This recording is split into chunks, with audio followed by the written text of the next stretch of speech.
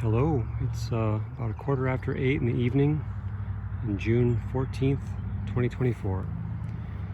And thought I would just do a walk through the garden. It's been more than a couple weeks since I've done one. I just had some friends that came and harvested some serviceberries here. They just left a few minutes ago. But you can see I got the ladder out for them. That's a very heavy duty ladder. And they barely made a dent in these serviceberries. There are so many. So I invited my friends, Facebook friends, who were already harvesting. They wanted to.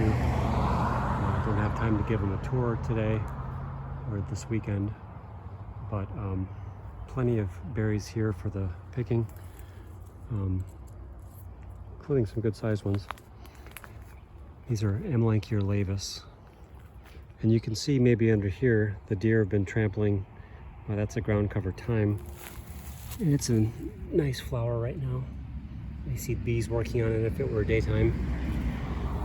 And then there's a lot of scat piles underneath these trees too. There's been a lot of mammals in addition to the birds. You can see there's all kinds of them. Here maybe you can see, maybe not. But yeah, they're bringing some fertility back to the tree, to the garden. It's a give and take kind of thing. There's some sad little sorrel, garden sorrel, that the deer keep murdering. I guess I should show you the Goumi bush. This is carmine Goumi, and these are ripening up in the last week or two. And the nice thing about Goumi is these berries will hang on the plant for a time, probably up to a couple of weeks maybe, after they ripen. So you can see it's a good sized fruit, especially this year with all the rain we've had. I put a net over it to keep the birds off of it. So yeah, I've got some Nanking cherry bushes here and there. No fruit or very little fruit on those this year. Not sure why. Yeah, Goumi is good.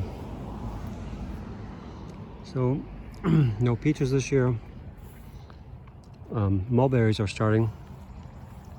The wild mulberries are loaded with fruit this year.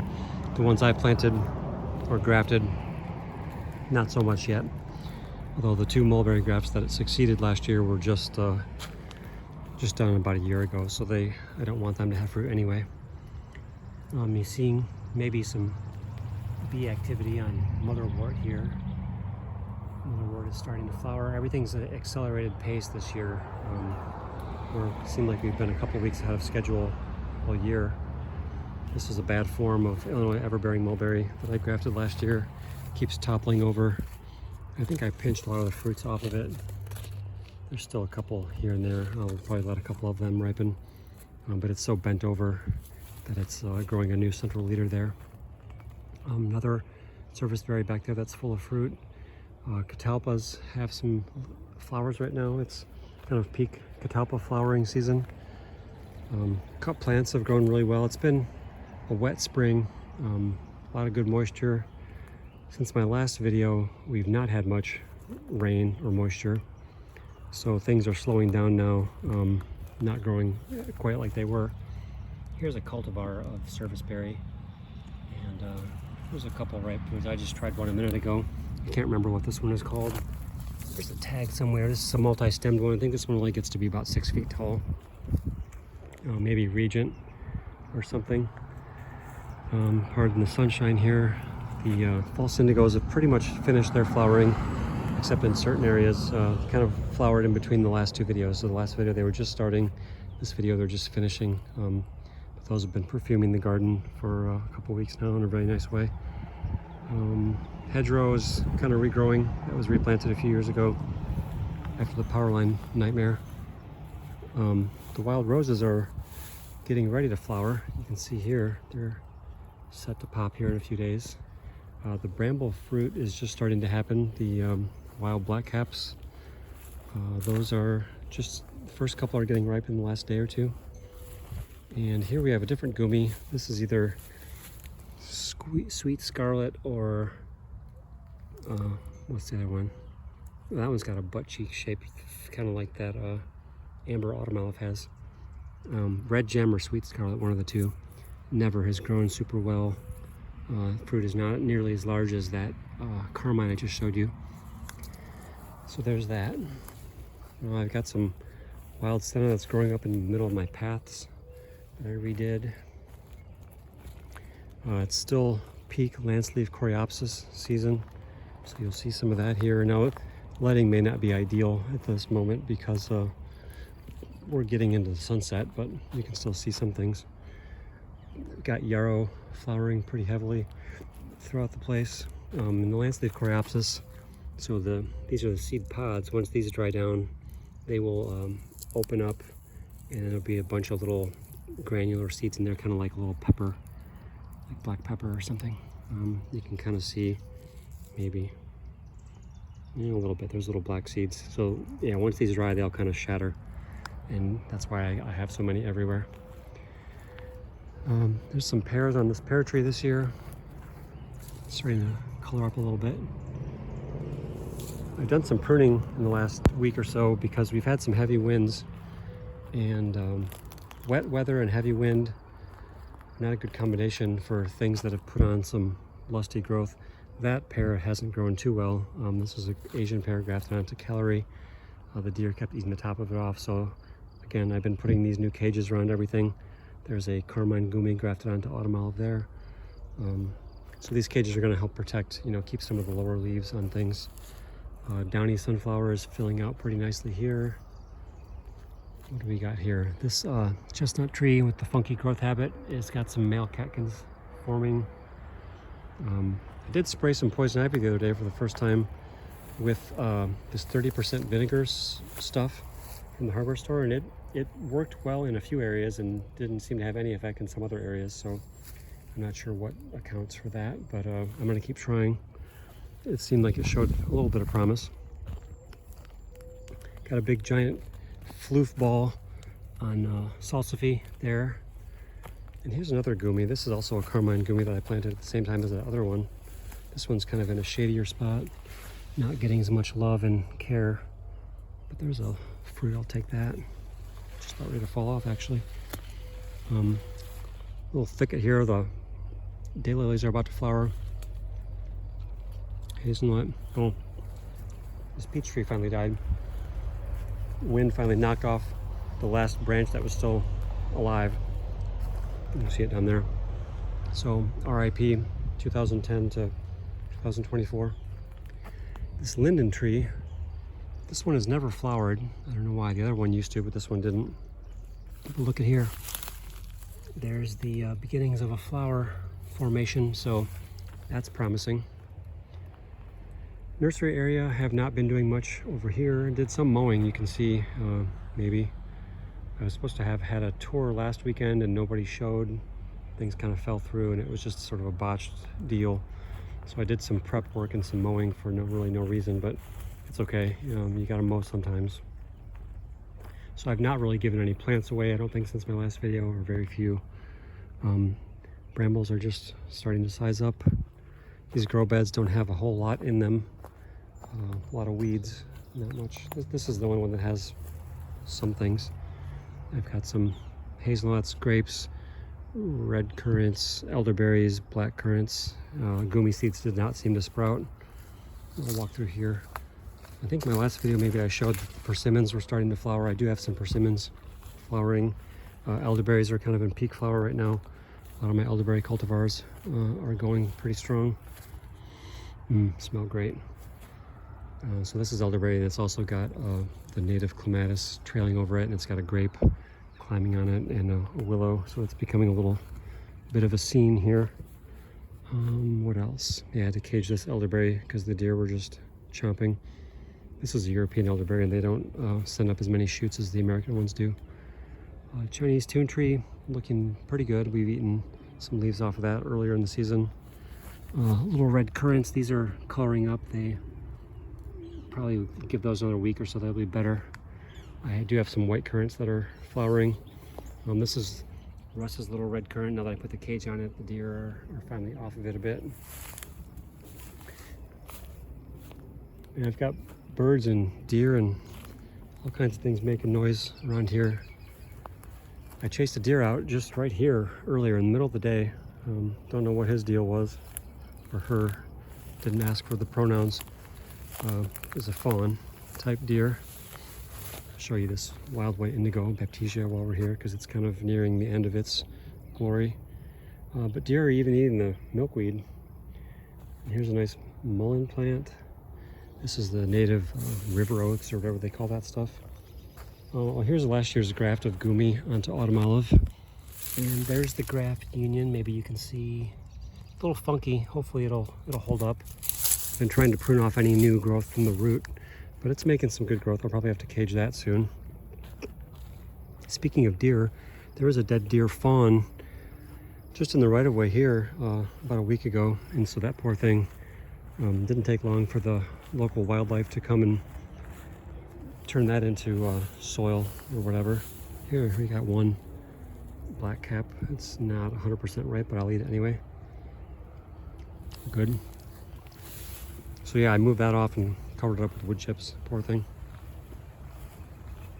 But the deer they are a menace here, so that's nature doing its work. Better some other thing kills it than me. Probably a coyote, I would guess. So as we come over here, not a hell of a lot to be proud of or point out, although maybe I might have a few blueberries on something. I haven't been over here to check in a while. There's one blueberry plant that's still alive out of many. Yeah, there's a bunch of berries on there. They're not coloring up just yet, but pretty soon. This poor thing here is just got a couple leaves left. There's some poison ivy growing in that one. That's great. This one's dead. That one's dead. Yeah, blueberries have not been a big hit here. Pretty poor showing from that species. All the different times and ways that I've tried them. Now my pawpaws over here. The reason I am walking over here today is to say that, tentatively, there's a good pawpaw there. Here's a good one here. These flowered this year, and at least on 2 plants, that one, that big one, and I believe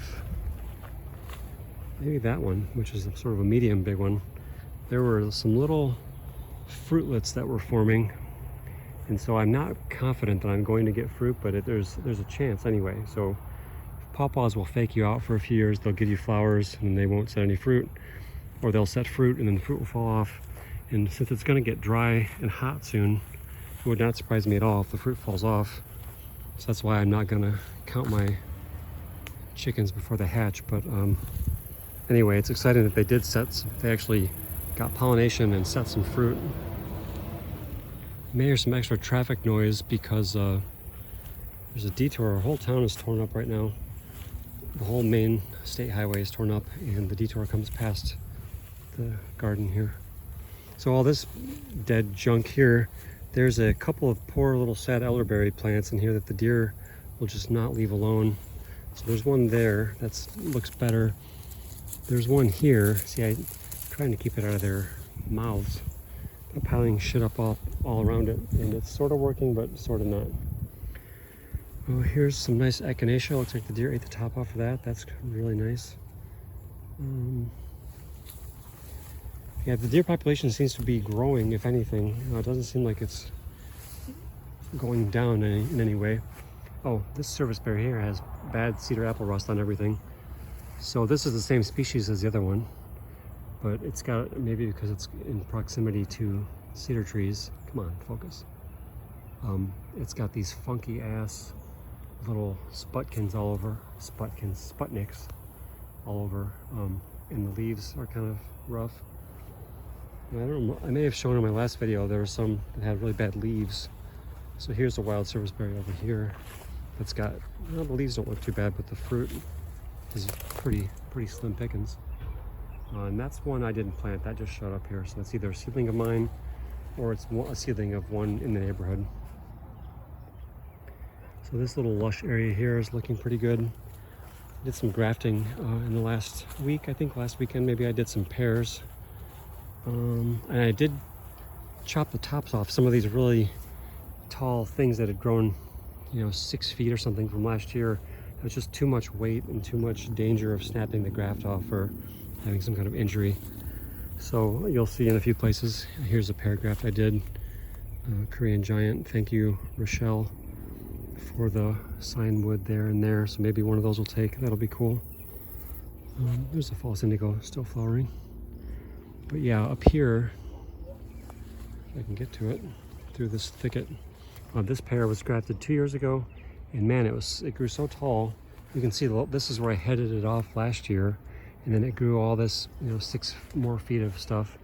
And this year it had grown a lot, so I headed it back again and thinned off some of the branches just so that it doesn't snap. Here's another graft. This is Ichiban Nashi. So that looks like maybe it's pushing a little leaf. That was about a week ago. And here too, possibly, maybe. Something like Bjork there. So yeah, I got to put some bird perches on that so that they don't snap that stuff off if it does start growing. Nice attractive 9-bark in the background there.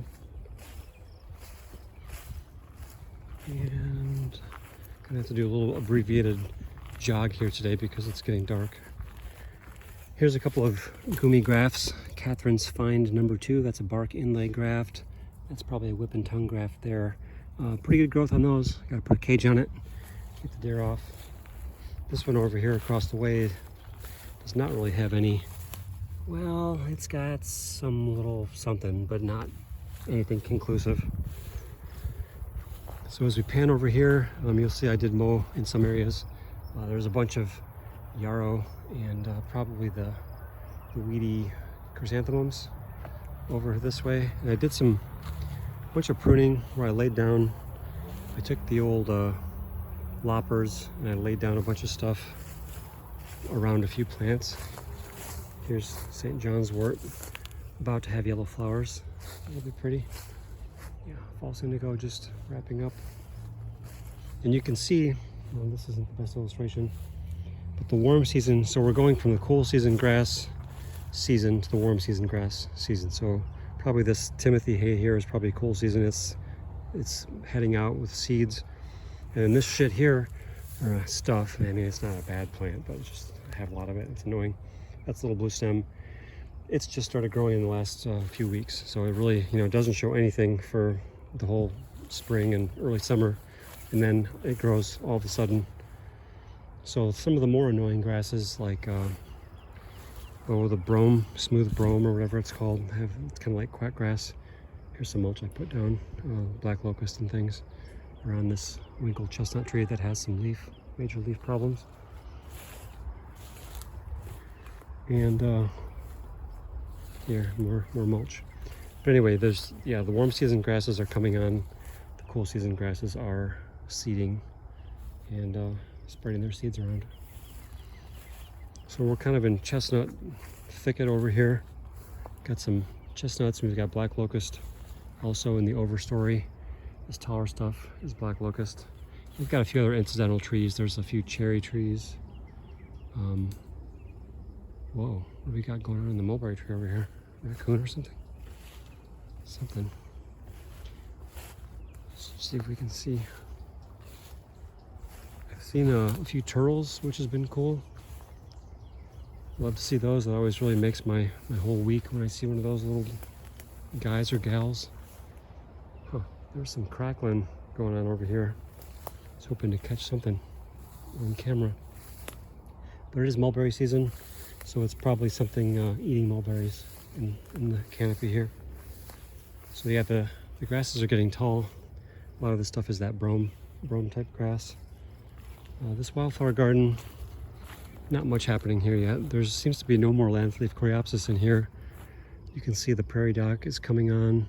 The compass plant is growing up. Rosinweed is looking pretty good. This coreopsis, whatever this stuff is called, is getting ready to flower. And these might be sundrops there, that stuff, these little guys.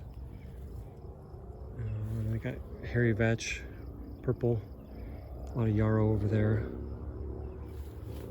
So as I pan, here's a not new chestnut, but a chestnut in a new cage anyway. And that chestnut doesn't look good. I've seen a lot of funky ass leaves on some chestnuts. So I am anticipating that one of these years I'm gonna have Asian chestnut gall wasp in addition to the deer as a major pest. And I've also seen some kind of like a leaf hopping, what do they call them? Not oh, curculio, I think maybe is the type of insect it is that feeds on chestnut leaves specifically. There's a little native bumble on the false indigo. So there is a funky paragraph from a few years ago that's not growing that well. That's Illinois everberry mulberry. That's, I think I topped that back a little bit because I don't want to break those grafts off. You see it's not really healed up there. It's got to really get that wound closed before I'll feel confident in it. Here's a graft. This one is doing, this one's taking. This is Carmine, the big fruity one that we just ate a minute ago. And this one over here is not doing much. So if we get one, I'll be happy. Chestnut got a cage for the first time and it got a nice weed whacking with the scythe, Japanese sickle. I don't usually bring the powered weed whacker back here. Doing it by hand allows you a little bit more control and a little more connection to nature, I guess. You know, then I don't want to accidentally decapitate a turtle or something with some stupid gas powered or even battery powered thing. The timber chestnut leaves looking pretty good. I think I'm smelling a little bit of chestnut. Oh yeah, here we go. Yeah, kind of a sweet, yeasty, little funky smell of the, this is chinkapin chestnut here.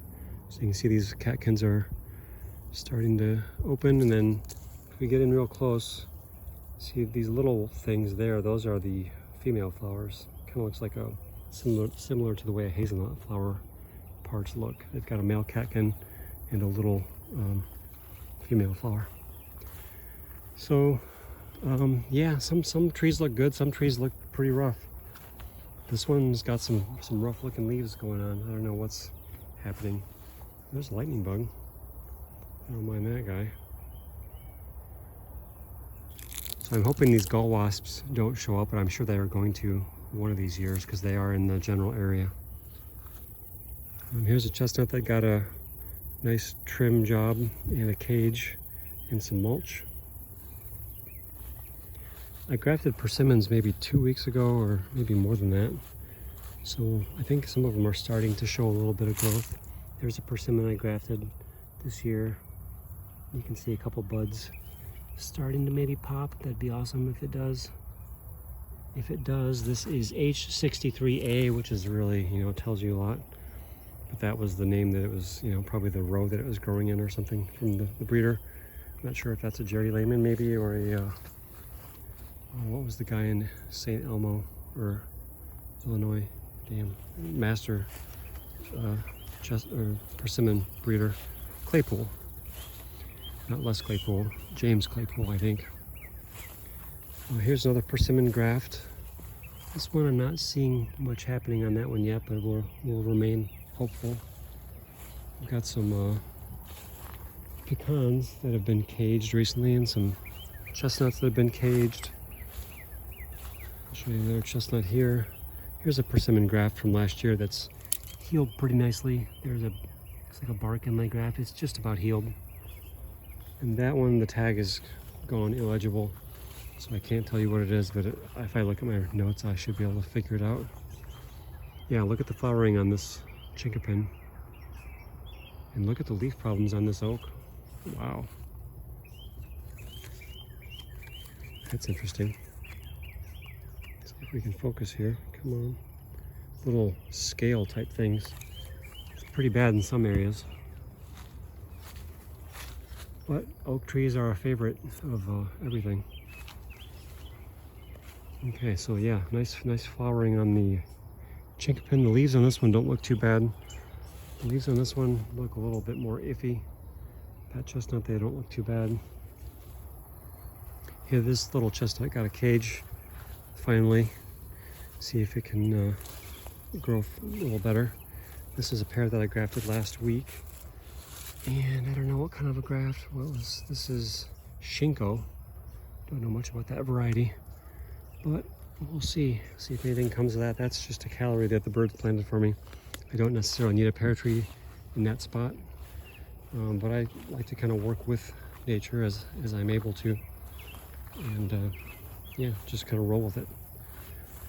This caged pecan is finally able to grow a little bit more. Looks like it's got some new little buds initiating there to make up for the stuff that got chomped. So that's cool. And then I did some clearing. Just heard another grunting. I might scoot up another deer here soon. Yeah. It's quite a grunt. These things are pretty bold. I've scared up several, and come pretty close to them. The fawns, you can get pretty close to them before they'll run.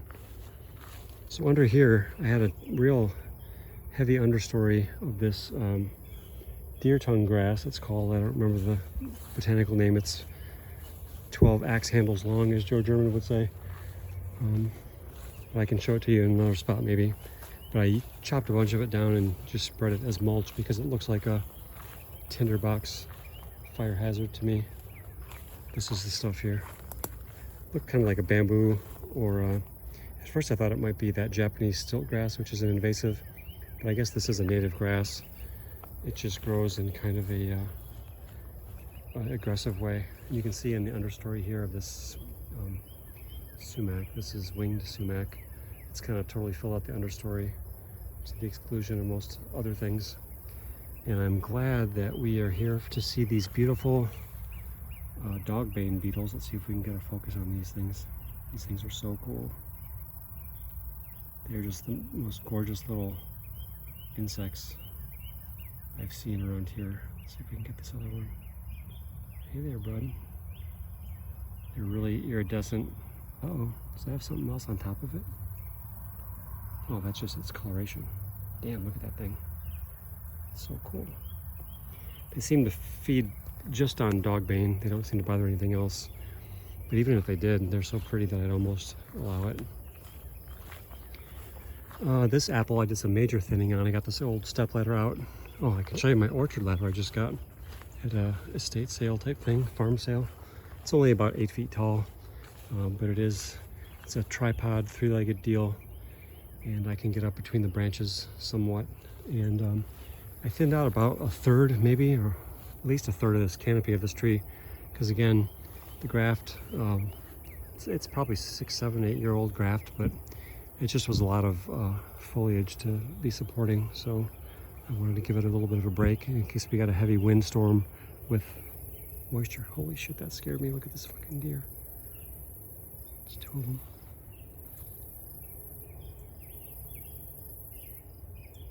These are young ones. Maybe that's what was grunting at me, was the mother.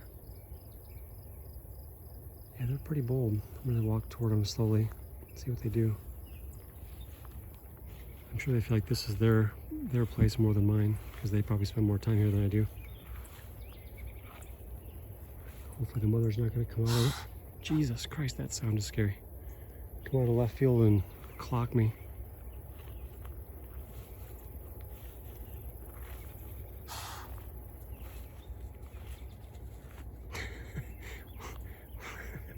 One of them kind of pawed the other one.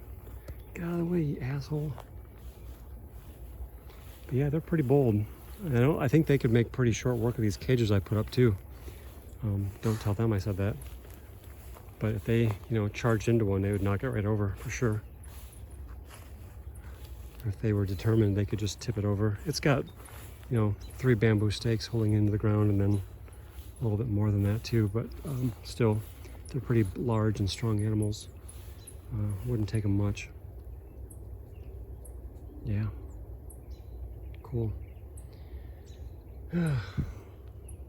So, I want this to be a 80-minute video. I don't know if there's anything to show over here. Taking a bit different route today thanks to the deer.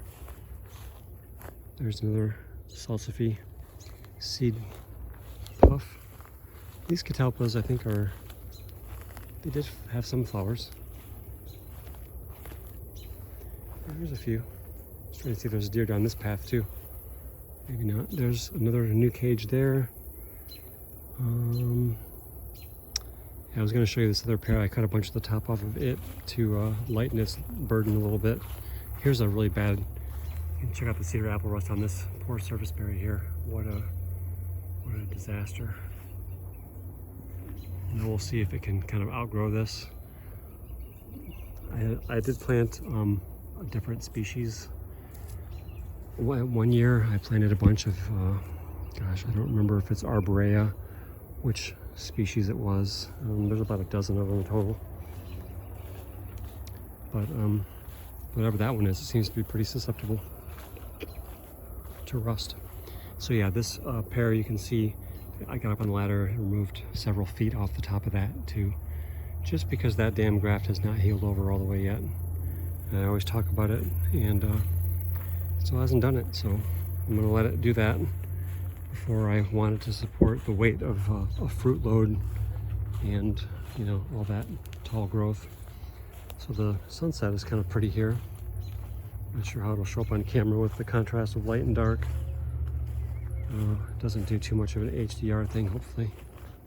Yeah, all this stuff in the path is little blue stem, and you can see it got mowed once, I think, maybe twice this season, definitely once. But now it's kind of, you know, the paths that I mowed are almost invisible. They've kind of just blended in to what was already there. So yeah, this stuff has not grown very much yet, the blue stem. The other grasses have. So this got a cage. There's a rabbit that just ran away. This was an apple that the deer really favored. Wild plums, I don't think there's very many wild plums this year. I don't want to go walk and look at those. And there's serviceberry there. I do want to show some persimmons that I grafted, maybe. Let's see. Looks like the deer snapped off this asparagus. There's a slug eating it though. But this grass, this crap here, this is that brome grass, and this is the seed head of it. So this stuff is like, grows well in the spring, and then now it's kind of finishing off, and it'll, I don't know if it goes dormant, but anyway, it doesn't take the lead role at some point. So here's a couple of grafts, and I'm sure these are not, you know, going to be showing much yet. There's nothing really showing there. Oh, that's because, what is this? Oh, that's Morris Burton. That's a whip graft. I don't do many whip grafts with no tongue. That sounds kind of erotic, but it's not meant to be. Whip and tongue graft is a mechanical graft where two pieces fit together, make a little puzzle. A whip graft is just two angle cuts. Here we got a bud pushing a little bit there. What do we got here? This is a 100/45 or -45, sorry. That is a whip and tongue.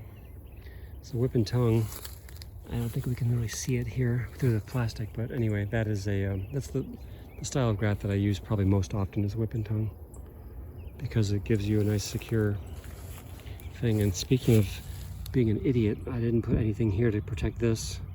That's got a little bud possibly showing something. That is, oh, this is a wild pear tree. God damn. Gary Welburn North. So my friend Gary, he had these old pear trees in his pasture that were ancient to his farm, and they're kind of falling apart and all rotten and hollow on the inside. And he wanted me to see if I could graft them onto something else. So in the wintertime, we went and got some cyanwood, and we took it and I kept it in the fridge and did graft some this spring. So here's persimmon flower, or it's, maybe this is what's going to be the fruit. Maybe the flower's already fallen off. If that's a fruit, I'm going to be so freaking excited to have fruit this year. I can't even tell you. I've been waiting, yeah, these things. I've been waiting 12, 14 years for persimmons.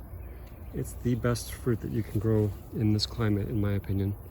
There's nothing that's sweeter, there's nothing that tastes better than a good persimmon. So we've got some real red leaf persimmons over here. Let's see if I can focus, sorry. Some of these from Oikos have extremely red leaves. Check that out. And then this is this vine is ground nut, Apios americana. That's what that stuff is, kind of a bean type leaf. You can see it's climbing for the heavens here, but it's got nowhere to go. More reddish leaves. Now this graft I was concerned about. I had to redo this one because it didn't take well the first time and it sort of slipped. And it almost looks like some buds are pushing there, so I'm going to be really pleasantly surprised if that takes. This is H63A, which I think may be either a Jerry Lehman or a Jim Claypool selection. So I'll be real excited if that takes. Now this tall tree here, this is maybe the tallest or one of the top 3. And this one has never flowered yet, and I can't believe at this size that it hasn't, but it's a late bloomer apparently. So we'll give it another few years. I'm waiting on it. Now this is a graft I did last year, and I think I did clip some of the ends of these branches off again because it was too much leggy growth going on. But this was a bark inlay graft. This is Dennis Straley's, Straley, I always mispronounce his name. He called it Sweet Seedy Surprise. It was a seedling from Oikos. And it's just grafted onto a root sprout here. Man, if I have fruit, I'm gonna be so excited.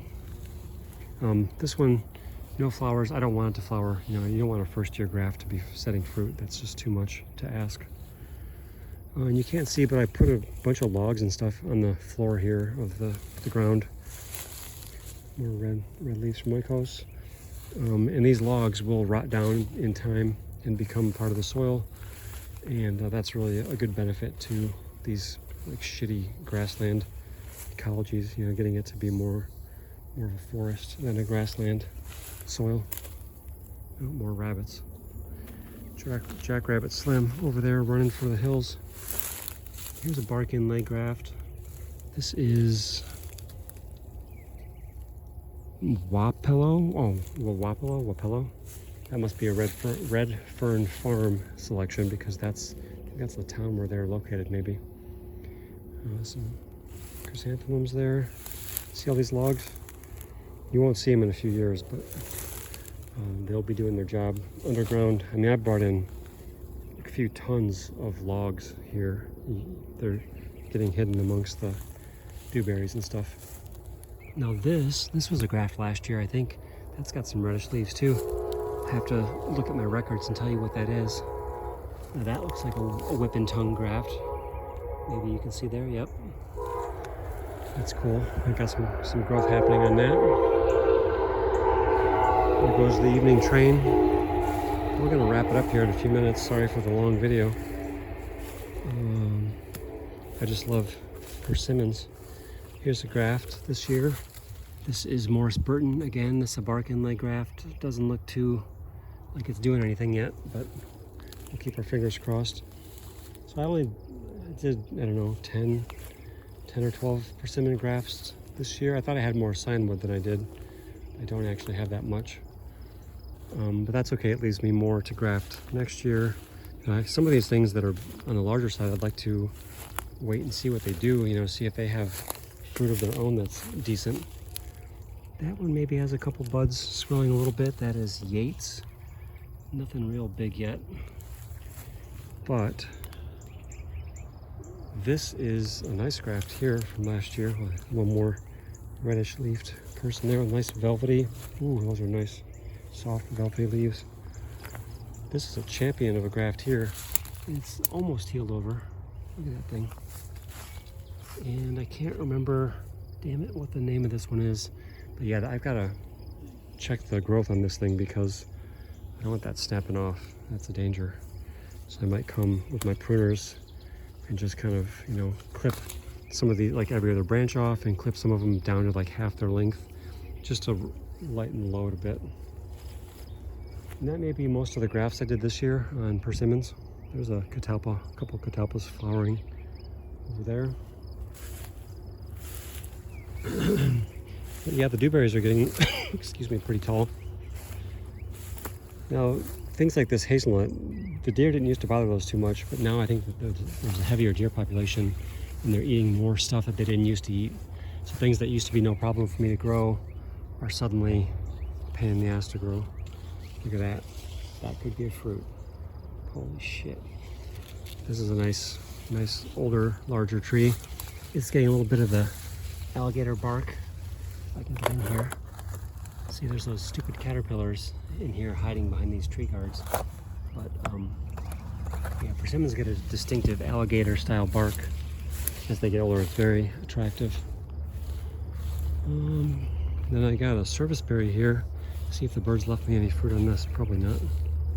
I don't know if I've ever even had the fruit off this one. I don't think I have. No, there's no fruit on there anyway. Well, there's a couple. Little joke thing. It's too small and it's not ripe. So maybe some year I'll get to try that. But anyway, 40 minutes, Jesus. Thanks for watching. It's gonna get hot. Pray for some rain, and hope that some of these plants weather the heat and the drought of the summer that's coming. Things look pretty good now. The garden looked great the last week or two. I wish some people had come for a tour, but such is life. Sometimes things don't work out, so they missed the best of the garden for the year probably. I think it's all going to be downhill from here probably. There's a good set of nuts happening on this hazelnut here. Pretty heavy load. Check that out.